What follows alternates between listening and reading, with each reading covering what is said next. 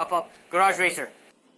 So the video is about the battery, specifically the battery system of BMW. In general, this applies to the latest models in the E series of BMW. So the question is whether the battery needs to be registered after replacement, is programming needed or not. Anyway, if for example you have last E series model before the F series, on the F series models probably all of them have it. So if you have a negative terminal, let's go ahead. If you have a negative terminal, here's your minus terminal. Here's the plus terminal. Here's the minus. If you have a minus terminal with this clever component, the IBS sensors, basically this system is called IBS, which stands for Intelligent Battery System. So the Intelligent Battery System, if you have this component on the negative terminal along with that wire, it means you have it. So you need to register the battery after each replacement. Registration is done through diagnostics using a diagnostic program, so it's not expensive. If you suddenly want to change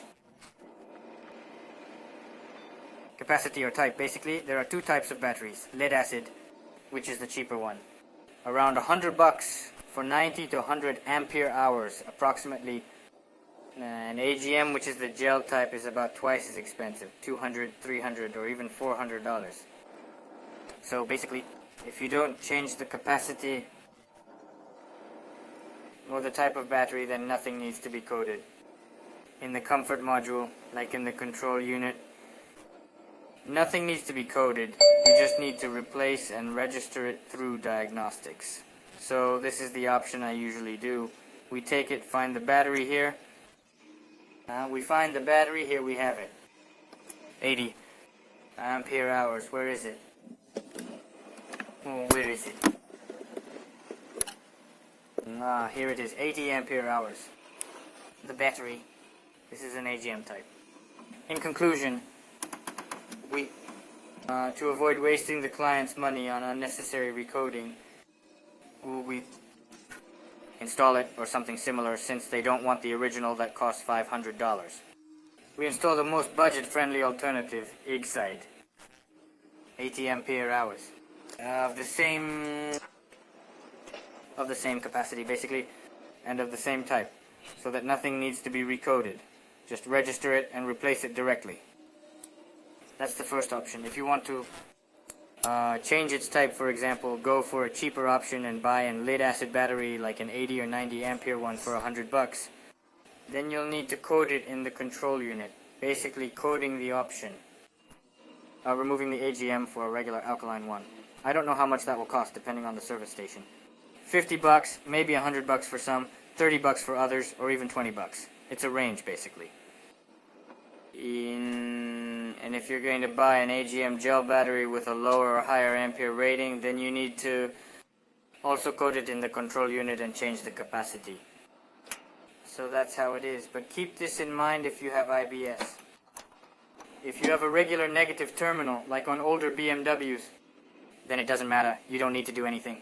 Anyway, I hope the information was helpful, because sometimes clients call and ask, or even current clients ask during a replacement what needs to be done. Basically, we try to make it as close as possible so that nothing needs to be coded, and to avoid wasting extra money. It's better to invest that money. It's better not to buy an alkaline battery for $100 and then spend $50 on coding. It's better to buy it right away. For $150 or $200, buy the battery, gel battery, an equivalent, and install it. Then you'll have a solid battery that will start in winter. What's interesting too is that clients ask, why replace the battery if it starts the car in winter and everything seems fine except for errors on the dashboard? Why does it need to be changed? Because if you have a gel battery, its voltage drops. BMW disables a bunch of functions like mirror heating, rear window defrosting, start-stop, and various others. It can turn off any features that consume energy, electricity. And as a result, when the voltage drops, BMW disables various functions and warns that the battery needs to be replaced. But since it's a gel battery, and gel batteries are generally better, that's a different topic. Gel batteries are better due to their higher starting current at the same capacity. And when it discharges and it loses capacity, the starting current is still high. So it can start in the cold, whether it's a diesel or anything else. Ultimately, it can easily start this diesel at 12 volts or even 11.5 volts. 2-liter diesel in 47. As a result, your car will always start in any cold weather. But for some reason, the battery warning light is on. You might be used to older BMWs, where if the battery is dead, it won't start. So basically, your car will always start, but it will keep warning you because the voltage drops. And the starting current is still strong because it's a gel battery.